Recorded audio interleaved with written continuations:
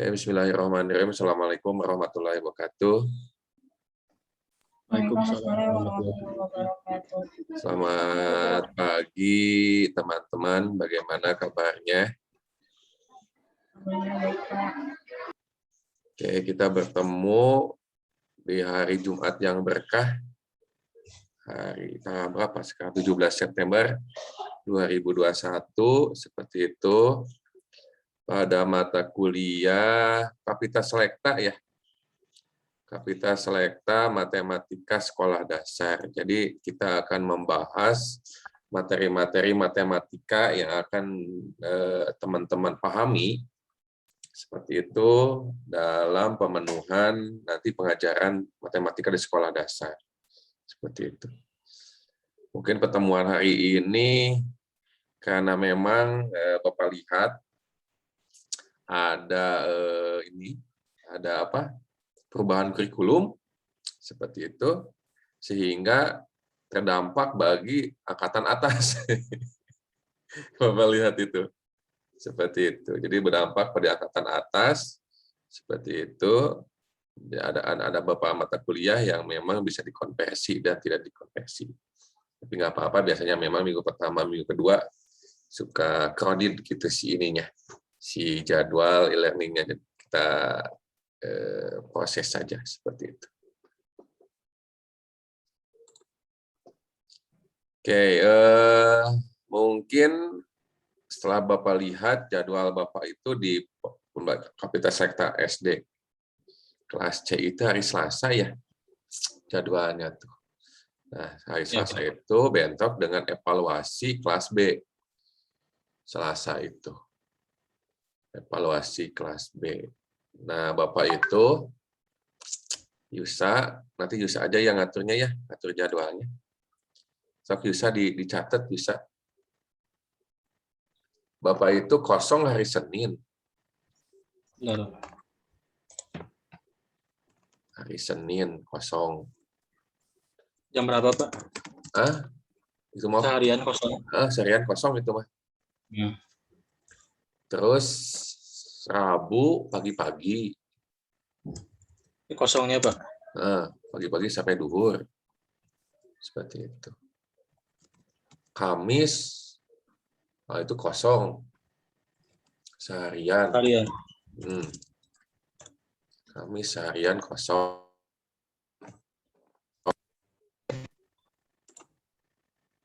Oh, maaf tadi agak keputus. Kalau Jumat gimana, Pak? Terdengar nggak suara Bapak? Dengar sekarang, Pak? Dengar, ya tadi sedikit gangguan. Bapak tuh Senin kosong seharian itu mah. Terus Rabu pagi sampai duhur kosong. Terus Kamis seharian kosong.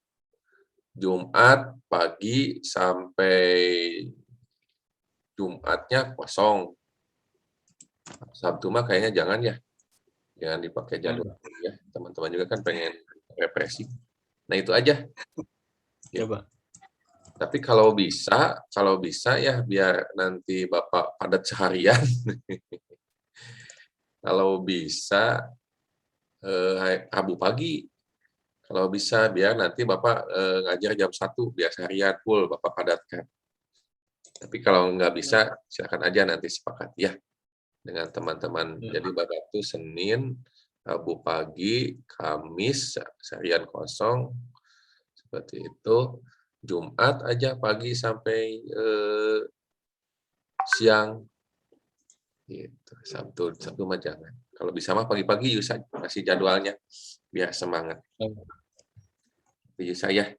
Nanti Bapak setkan jadwalnya. Itu untuk sekarang mah silakan aja. Ada yang sudah bisa buka e-learningnya di sini? Ada yang sudah bisa buka e-learningnya? Winnie? Belum, Pak. Belum, Pak. Satu pun belum bisa di sini? Mata kuliah itu yang nggak ada tuh, Pak. Intan udah bisa masuk e-learningnya, Intan? Udah, Pak. Tapi nggak ada mata kuliah ini, Pak. Tapi di sini mah udah banyak nih, Putri, Rahmatika, Laduni, Kirana, Indi, Alvira. Nggak apa-apa nanti ini aja ya. Dicatat dulu aja Winnie ya. Yang hadir sekarang ya. Ya, Pak. Dicatat dulu aja, nanti di screenshot. Nah gitu, Yusa, untuk jadwal ya, Ya, Pak. disepakati aja. Nanti ini pertemuan pertama, nanti pertemuan ini mah gampang lah, bisa Bapak setting untuk absensinya. Gitu. Nah itu jadwal ya. Yang kedua, yang akan kita pelajari hari ini ke depannya, Kapita Selekta.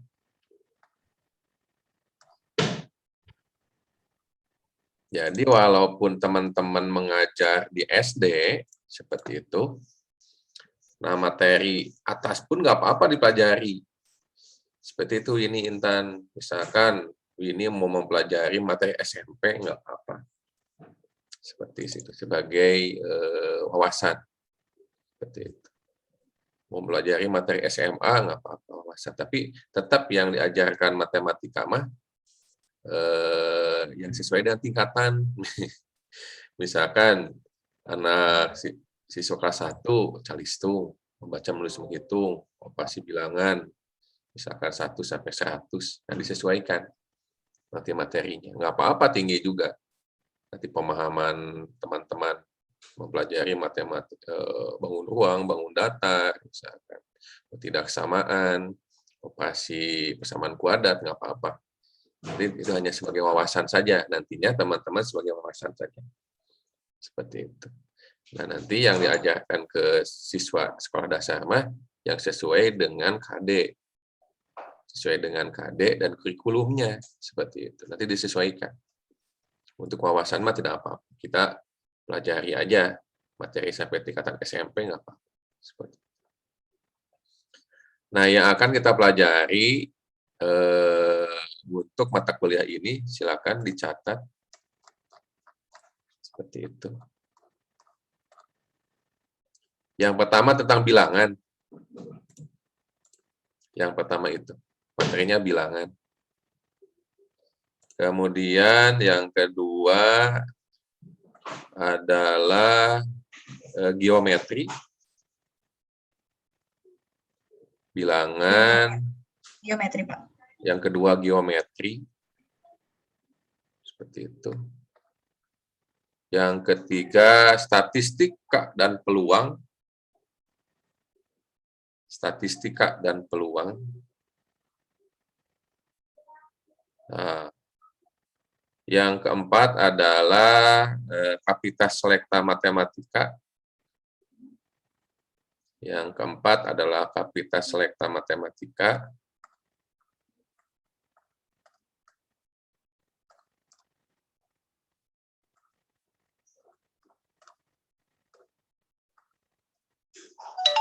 Nah itu, empat materi itu yang nanti teman-teman akan pelajari, nanti dijabarkan kan.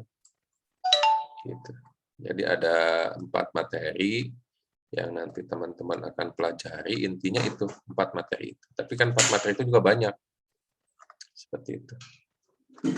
Nah, bilangan juga banyak kan. Kita eksplorasi. Nah, dalam materi bilangan di sana ada bilangan itu sendiri, bilangan bulat, inovasi hitung bilangan bulat, bilangan pecahan, perbandingan, PPB dan KPK. Nah, itu pada materi bilangan. Seperti itu. Nah, nanti teman-teman juga nanti akan mempelajari jenis-jenis bilangan. Bilangan asli, cacah, apalagi bilangan bulat, rasional, irasional, bilangan prima, komposit, ganjil, genap, bilangan real, bilangan apa lagi? Komposit, kompleks. Nah, nanti kita pelajari di sana ya. Nah itu bilangan seperti itu. Nanti bab geometri juga banyak. Dasar-dasar geometri, pengukuran, segi banyak, bangun ruang, bangun datar, keliling, luas bangun datar, kekongruenan, sebangunan, bangun ruang, luas permukaan dan volume bangun ruang, debit, jarak, waktu, dan kecepatan. Nah, itu untuk keluarga geometri. Nah, nanti untuk keluarga statistika dan peluang, teman-teman harus bisa memahami dan membedakan apa itu statistik, kemudian apa itu statistika, seperti itu, data, penyajian data, distribusi frekuensi. Nah, ini udah dipelajari di statistika juga ya, mata kuliah statistik. Tapi nanti kita bahas lagi, kita perdalam lagi. Distribusi frekuensi relatif, ukuran pemusatan data, ukuran penyebaran data, nilai baku, kaidah pencacahan, dan peluang. Nah, itu. Untuk keluarga statistika dan peluang. Untuk keluarga kapita selekta matematik, materi keempat, logika matematika, pola, baris, dan deret bilangan, persamaan linier, ketidaksamaan linier, grafik multilinear, persamaan kuadrat, ketidaksamaan kuadrat, dan grafik multikuadrat, trigonometri, yang nggak apa-apa kita pelajari juga. Trigonometri ya, sebagai teman-teman nanti sebagai wawasan saja. Jadi ada beberapa materi yang memang lintas ini, tapi mungkin sisanya wawasan. Seperti itu. Nah, itu mungkin materi yang akan kita pelajari 16 pertemuan ke depan. Seperti itu. Ada yang mau tanyakan? Silakan.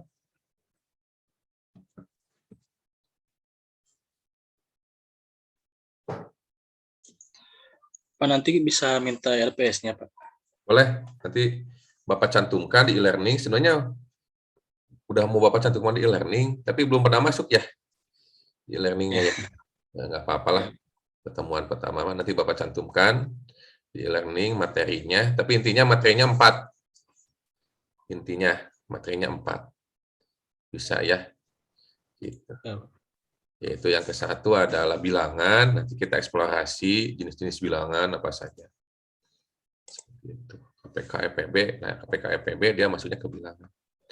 Kemudian geometri, yang ketiga statistik dan peluang, yang keempat adalah kapita selekta matematika. Intinya 4 itu yang akan kita pelajari. Nanti Bapak siapkan di LMS-nya, nanti teman-teman bisa download seperti itu. Nanti kita sifatnya nanti kita diskusi saja ya, perkuliahannya diskusi seperti itu.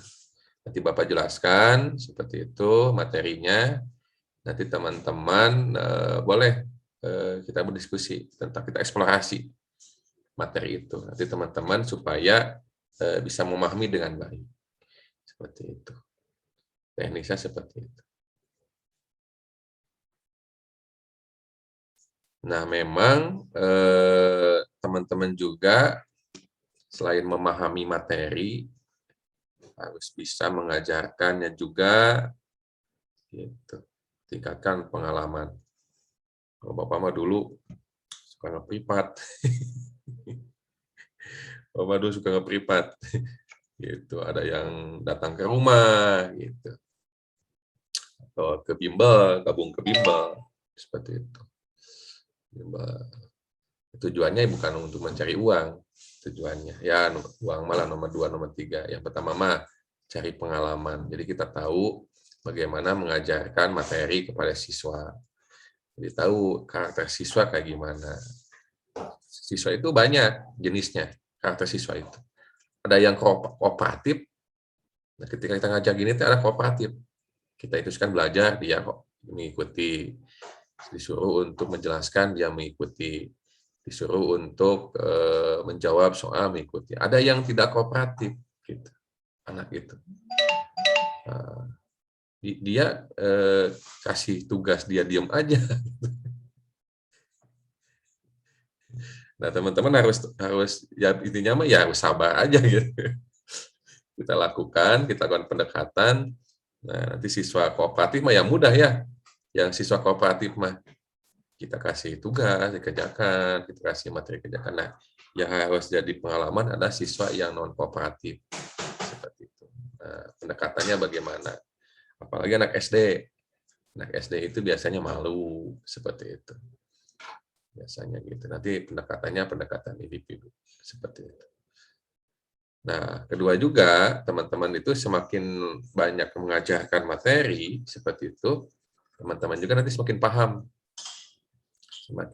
seperti itu. Jadi materi itu kalau sering diajarkan, teman itu ilmunya itu semakin berkah seperti itu.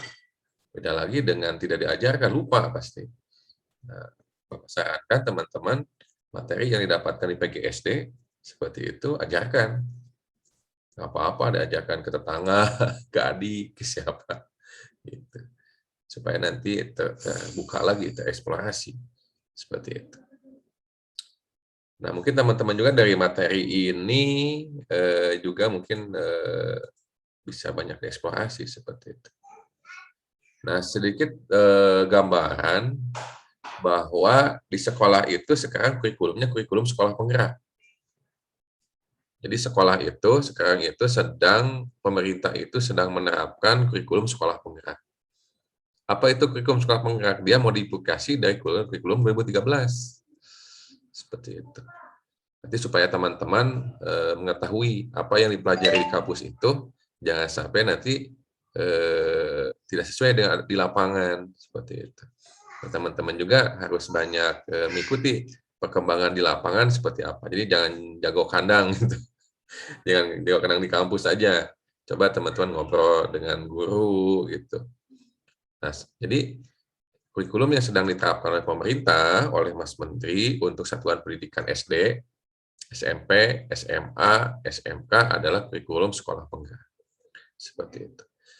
Nah, apa cirinya kurikulum sekolah penggerak itu? Nah, pertemuan pertama kita ngobrol saja ya. Seperti itu. Cirinya adalah dalam kurikulum sekolah penggerak diantaranya adalah penguatan profil pelajar Pancasila. Nah, seperti itu. Intinya itu. Nah, dalam penguatan profil pelajar Pancasila ada 6 dimensi.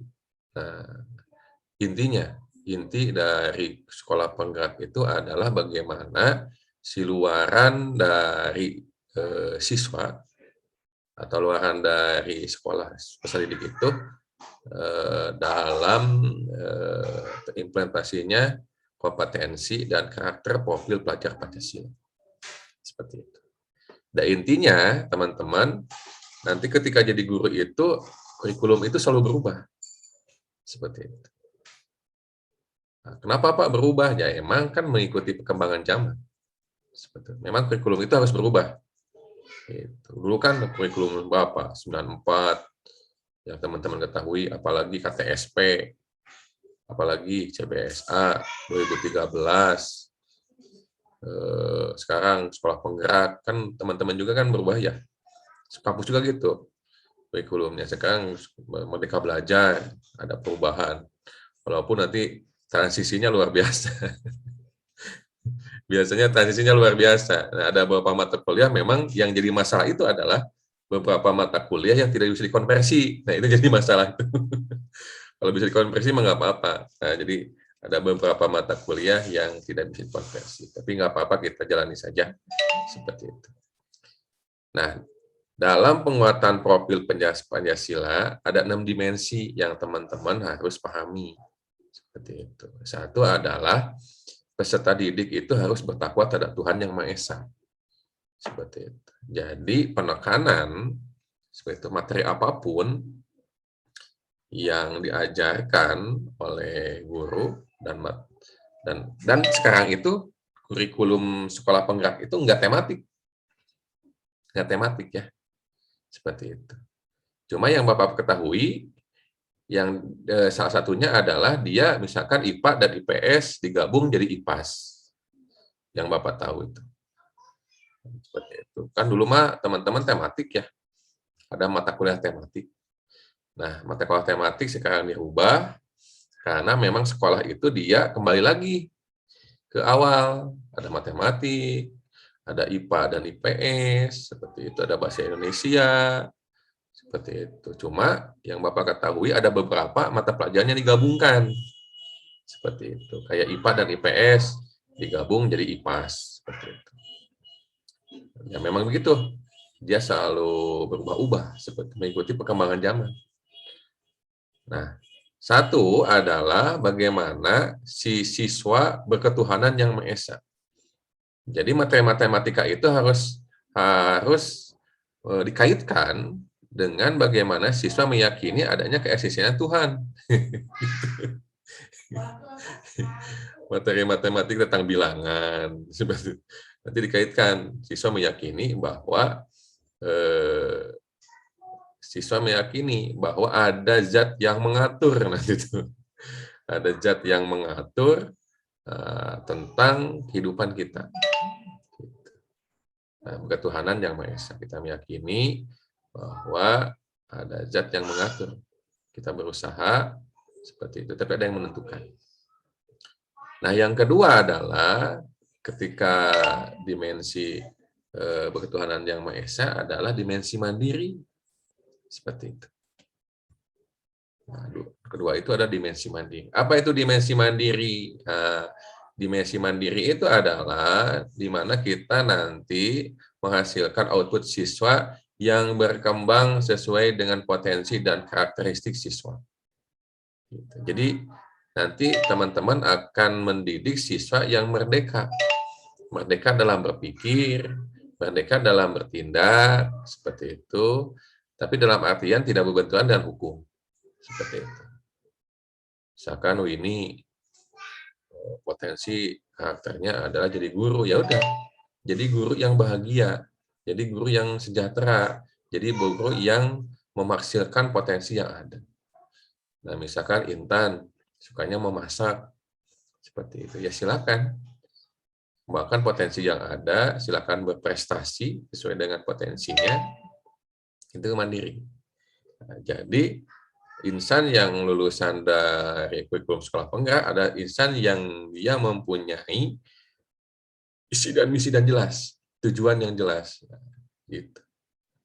Nah, saya 2 tahun, 3 tahun ke depan mau apa? Seperti itu. Jadi udah ada planningnya. Nah, kita akan mendidik siswa seperti itu. Jadi mandiri. Gitu. Jadi tidak bergantung sama orang lain. Seperti itu. Jadi bisa tumbuh, berkembang, dan prestasi dengan kemampuan masing-masing. Yang ketiga adalah kreatif. Nah, yang dimaksud dengan kreatif adalah kemampuan siswa untuk memodifikasi atau menjadi solusi terhadap permasalahan yang ada, kreatif. Nah, misalkan Bapak teh ngajarkan membuat bolu atau kue. Bapak ajarkan seperti bagaimana mencampur bahan, kemudian bagaimana mengaduknya. Nah, nanti siswa itu akan mempunyai ide masing-masing. Misalkan Winnie mah jadi brownies, gitu. Intan mah misalkan jadi bolu ulang tahun. Gitu. Jadi satu pengajaran seperti itu, tapi nanti hasilnya beda-beda. Seperti itu. Sesuai dengan ide masing-masing. Nah, itu kreativitas itu akan menjadi pembeda antara satu orang dengan orang lainnya. Seperti itu. Nah, seperti itu. Jadi kita akan mendidik siswa-siswa yang kreatif. Yang mana dia mampu menjembatani antara permasalahan dengan solusi. Seperti itu. Nah, yang selanjutnya adalah, yang keempat adalah kritis. Seperti itu. Kritis terhadap perubahan yang ada. Karena kita ketahui bahwa inovasi sekarang luar biasa. Inovasi dalam pendidikan, dalam teknologi, inovasi dalam kesehatan, inovasi dalam sosial, seperti itu. Nah, maka siswa itu harus kritis. Kritis itu berarti berjiwa skeptis, tidak mudah percaya, seperti itu. Misalkan ada informasi, nanti dianalisis dulu, dipikirkan, dihayati, apakah betul atau tidak. Seperti itu kritis. Seperti itu. Dengan keadaan. Nah, selanjutnya adalah berkebinekaan. Seperti itu, berkebinekaan. Kita menerima perbedaan. Perbedaan dari agama, suku, perbedaan dari sikap, bahasa, seperti itu. Nah, nanti di Indonesia juga udah banyak sekali perbedaan. Nah, bagaimana nanti kalau berkomunitas dengan global. Nah, nanti kita akan bergaul dengan berbagai orang di seluruh dunia. Seperti itu. Nah, kalau Bapak lihat ini mah, siapa ya? Yang YouTuber itu lupa lagi. Yang masih muda, yang suka main Ome TV. Dia mampu. Siapa namanya teh? Bikin laki. Bukan. Nah, teman-teman harus bisa menerima itu. Menerima perbedaan bahasa, menerima itu, kemudian menerima perbedaan agama, seperti itu. Nah, mungkin ke depannya teman-teman harus seperti Kikinaki. Seperti itu. Bapak melihat, dia bisa menerima dan bisa mempelajari berbagai bahasa. Seperti itu. Pas Bapak lihat, ya bisa bahasa Rusia, seperti itu, bisa bahasa Jerman, bisa bahasa Turki. Nah, itulah. Jadi itu adalah implementasi dari kebinekaan. Kita menerima seperti itu. Kita menerima berbagai perbedaan agama, pola pikir, seperti itu, tujuan, seperti itu. Nah, intinya dari kurikulum sekolah penggerak itu. Jadi pemenuhan dari ke-6 dimensi, seperti itu. Nah, selanjutnya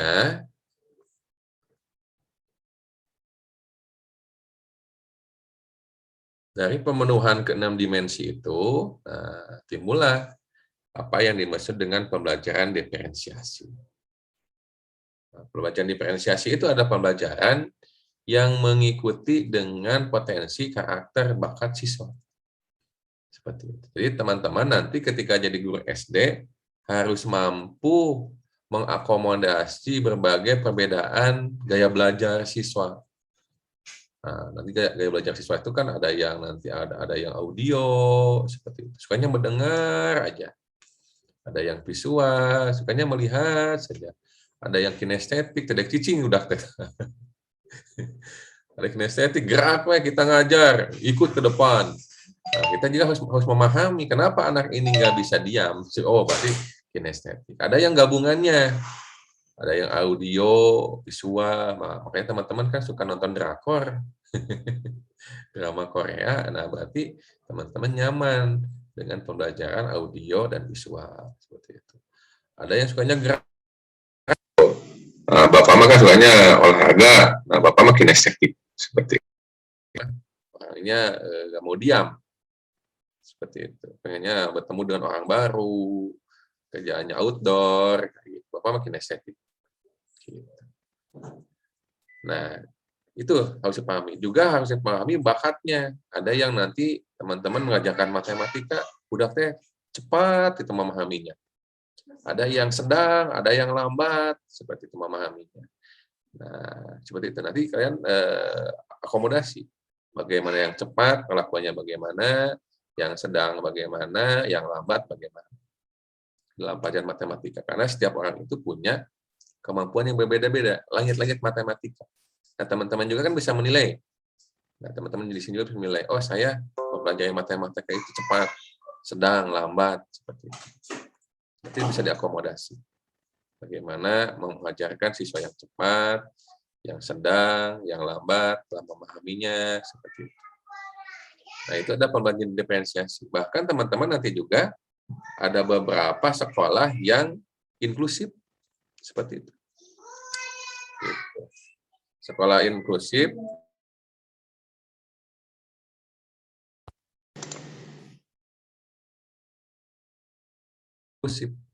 sekolah inklusif itu adalah sekolah yang menerima siswa luar biasa, ABK, anak berkebutuhan khusus. Ada yang tunarungu, kalau tunarungu pasti tunawicara, seperti itu. Ada yang tunanetra mungkin, seperti itu. Dan nanti KKM-nya juga dibedakan. Nggak boleh disamakan, misalkan yang tunanetra atau tunarungu KKM-nya misalkan 80, nggak bisa. Bedakan nanti itu. Seperti itu. KKM misalkan yang tunarungu mah KKM-nya 30 atau 40. Dan nanti Jangan dirata-ratakan dengan siswa lain. Nanti rata-ratanya ke bawah, khusus ya. Seperti itu, khusus. Gitu. Jadi ada pemenuhan khusus. Bahkan kalau sekolahnya yang bagus, biasanya mereka suka mendatangkan guru khusus yang menangani siswa tunarungu, tunanetra, tunawicara. Seperti itu. Itu untuk sekolah inklusif. Kenapa Pak harus ada sekolah inklusif? Kalau yang Bapak pahami ketika ngobrol dengan guru yang menerima siswa inklusif, misalkan Bapak teh tunarungu misalkan. Kan kalau tunarungu tidak bisa, karena orang bisa bicara itu karena mendengar, seperti itu. Winnie bisa bicara itu karena dulu waktu kecil mendengar orang tuanya bicara, kakaknya bicara, adiknya bicara, teman-temannya bicara, seperti itu. Jadi alasannya gini, kata guru itu.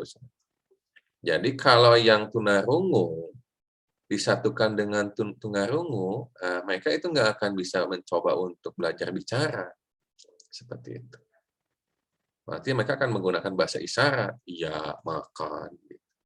Nah, nanti kalau yang tunarungu disatukan dengan orang yang bisa bicara, mereka bisa nanti mempelajari getaran.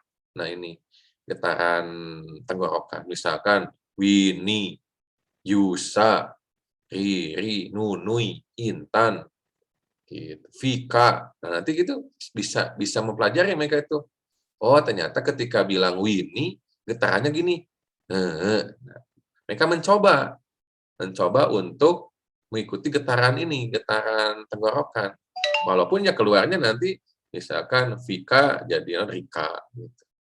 Nah, itulah pentingnya ketika siswa inklusif, mereka dimasukkan kepada siswa yang Allah berikan kelengkapan seperti itu.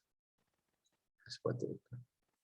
Biar mereka mencoba gitu, bagaimana mengikuti proses bicara seperti itu. Oh, ternyata begitu. Nah, tapi KKM-nya jangan disamakan. KKM-nya jangan disamakan, bedakan. KKM-nya 30, 40 gitu. Bedakan. Dan jangan dirata-ratakan dengan siswa ini. Itu mah siswa khusus seperti itu. Nah, itu pembelajaran diferensiasi. Jadi teman-teman itu pertama itu yang harus dilakukan adalah melakukan asesmen diagnostik. Nah, jadi ketika teman-teman nanti mengajar di sekolah, ini alur idealnya ya. Alur idealnya. Tapi ada beberapa juga sekolah yang tidak melakukan. Pertama itu nanti menganalisis kurikulum. Misalkan Winnie ngajar di SD Taruna Bakti, nanti itu akan menentukan materi apa saja yang akan diajarkan. Misalkan ngajar kelas 2. Nanti ngobrol sama guru lain, kepala sekolah, kemudian dengan komunitas praktisi. Nah, nanti di sekolah juga ada komunitas praktisi. Seperti itu. Di antaranya apa? Ada KKG. Kalau di sekolah itu ada KKG, kelompok kerja guru.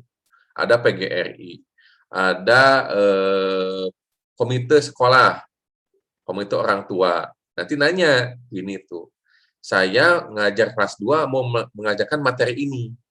Harusnya gitu, harusnya sekolah itu. Jadi pemerintah menentukan, nanti kurikulumnya sekolah penggerak, misalkan.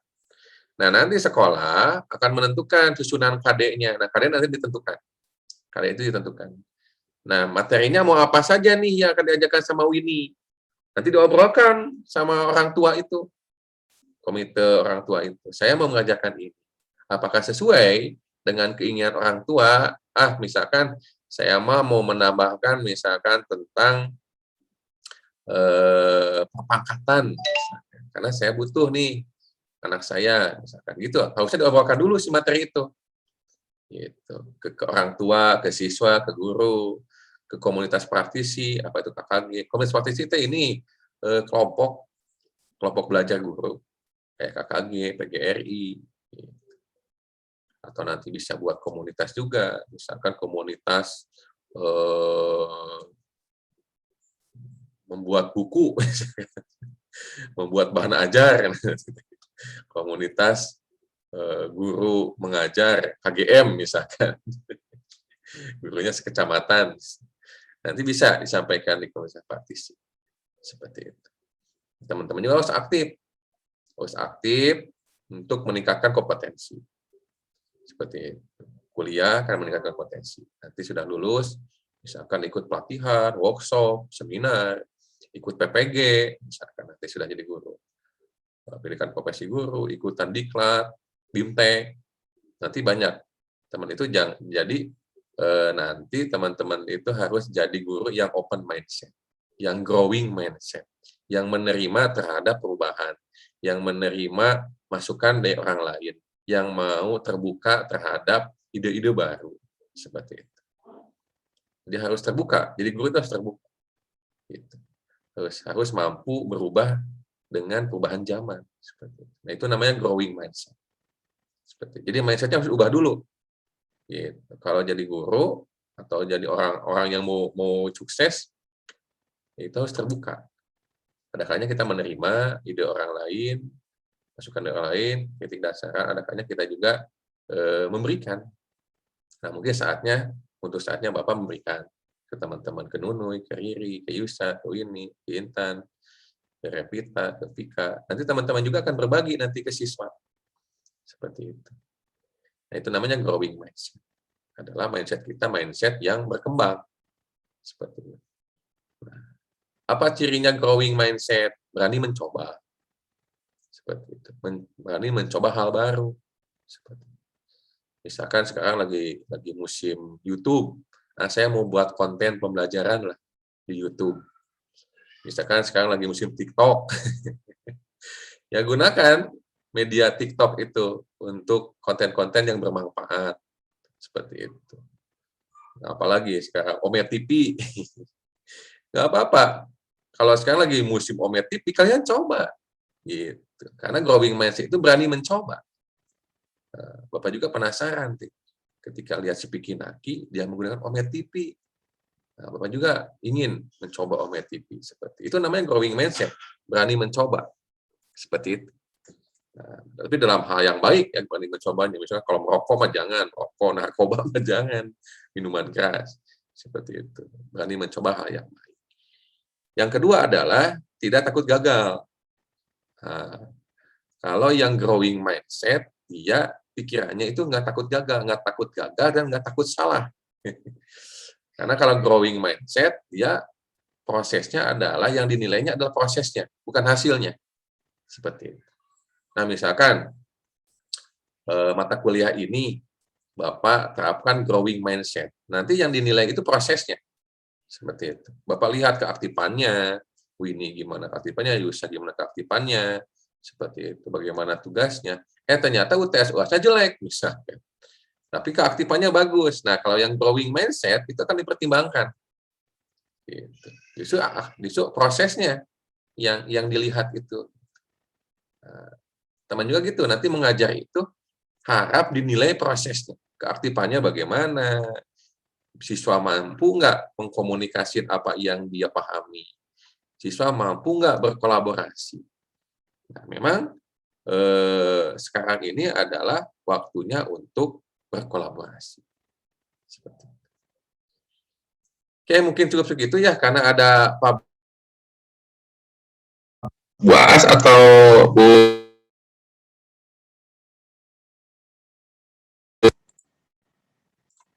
Dahlia atau Bu ini, Bu As, public speaking-nya, atau Bu Elia. Udah lihat, Pak. Aja ya pertemuan ke Bapak mah, nanti teman-teman screenshot kehadirannya, masukkan di grup, atau japri ke Bapak, seperti itu. Kemudian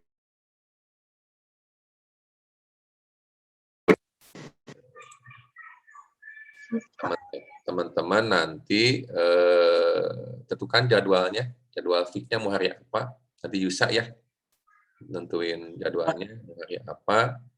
Nanti Winnie catat ya daftar hadir pertemuan ini ya, nanti ke Bapak kan atau share di grup. Itu aja teman-teman. Sebelum Bapak tutup, ada yang mau tanyakan? Silakan. Maaf Pak, kayaknya Yusa tuh kemarin salah nginfoin. Salah nginfoin apa? Kan kemarin tuh Yusa bilang kalau jadwal Bapak teh hari Selasa jam 10.20.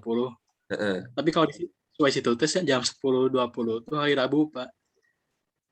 Jadi Bapak teh hari apa jadwalnya? Hari Rabu, Pak, sesuai situ mah. Hari Rabu jam berapa? 10.20. 10.20. Nah. Tapi nanggung ya jadwalnya ya. Kalau paginya harus hati-hati itu. Paginya teman-teman kosong nggak Rabu itu? Pagi itu jam 7 ada Kapita Indo, Pak. Sampai jam 8.40.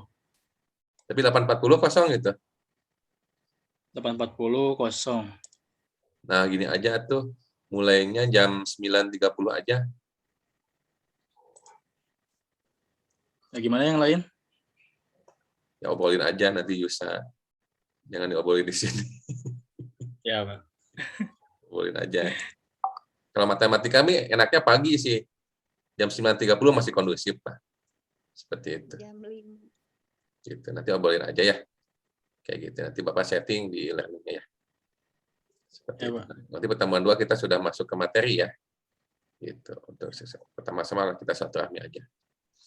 Kayak gitu aja. Takut Bu Dahlia menunggu. Terima kasih.